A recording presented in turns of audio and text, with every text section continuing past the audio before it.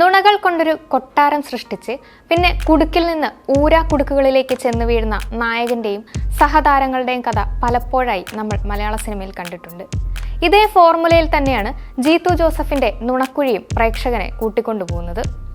സമ്പന്നനായ കുടുംബത്തിൽ ജനിച്ചു വളർന്ന എബി എന്ന കഥാപാത്രമായാണ് ബേസിൽ ചിത്രത്തിലെത്തുന്നത്. അച്ഛൻ മരിക്കുന്നതോടെ കുടുംബത്തിന്റെ ബിസിനസ്സുകളെല്ലാം അമ്മ എബിയെ ഏൽപ്പിക്കുകയാണ്. 3 മാസമേ ആയിട്ടുള്ളൂ എബിയുടെ വിവാഹം കഴിഞ്ഞിട്ട്. അതുകൊണ്ട് തന്നെ ഭാര്യയുമായി സല്ലപിക്കലാണ് എബിക്ക് ഏറ്റവും ഇഷ്ടമുള്ള കാര്യം. എബിയുടെയും ഭാര്യയുടെയും ഇടയിലുണ്ടായ ഒരു സംഭവത്തെ ചുറ്റിപ്പറ്റിയാണ് നുണക്കുഴി സഞ്ചരിക്കുന്നത്. കുറച്ചാളുകളുടെ ജീവിതത്തിൽ ഒറ്റ ദിവസം നടക്കുന്ന സംഭവങ്ങളെ ചുറ്റിപ്പറ്റിയാണ് നുണക്കുഴി മുന്നോട്ട് പോകുന്നത്.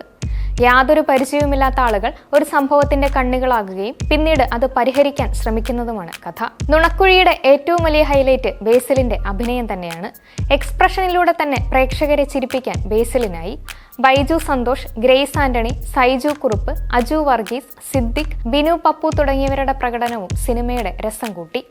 മനോജ് കെ ജയൻ, അൽത്താഫ് സലീം, നിഖ്ല വിമൽ തുടങ്ങിയവർ പതിവ് ശൈലി തന്നെയായിരുന്നു എന്ന് മാത്രമല്ല ചിലയിടങ്ങളിൽ പ്രേക്ഷകരെ നന്നായി വെറുപ്പിക്കുകയും ചെയ്തു. KR കൃഷ്ണകുമാറാണ് ചിത്രത്തിന് കഥയൊരുക്കിയിരിക്കുന്നത്. പാളിപ്പോകാവുന്ന രംഗങ്ങളെ കറക്റ്റായി പിടിച്ച് രസച്ചരട് പൊട്ടാതെ നിലനിർത്താൻ സംവിധായകൻ ജീത്തു ജോസഫിന് ആയിട്ടുണ്ട്. ആദ്യ പകുതിയിലാണ് കോമഡി രംഗങ്ങൾ നന്നായി വർക്കൗട്ടായത്.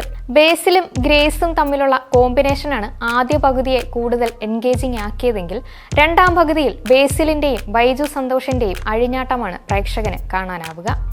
രണ്ടാം പകുതിയിലേക്ക് എത്തുമ്പോൾ ചിത്രം പ്രേക്ഷകനെ നന്നായി മുഷിപ്പിക്കുന്നുമുണ്ട്. വലിച്ചു നീട്ടൽ തന്നെയാണ് രണ്ടാം പകുതിയിൽ പ്രധാന കല്ലുകടിയായി മാറുന്നതും. താരങ്ങളുടെ കോമ്പിനേഷൻ രംഗങ്ങളും കാര്യമായ രീതിയിൽ വർക്കായില്ല രണ്ടാം പകുതിയിൽ.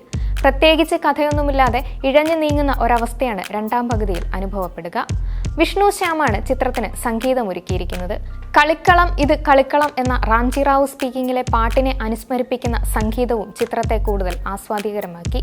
സതീഷ് കുറുപ്പിന്റെ ഛായാഗ്രഹണവും മികവ് പുലർത്തി. വലിയ കടുംപിടുത്തമൊന്നുമില്ലാതെ കുറച്ചുനേരം സുഹൃത്തുക്കൾക്കും ബന്ധുക്കൾക്കും ഒപ്പം ഇരുന്ന് ചിരിക്കാൻ ആഗ്രഹിക്കുന്നവർക്ക് ചിത്രം കണ്ടിരിക്കാം.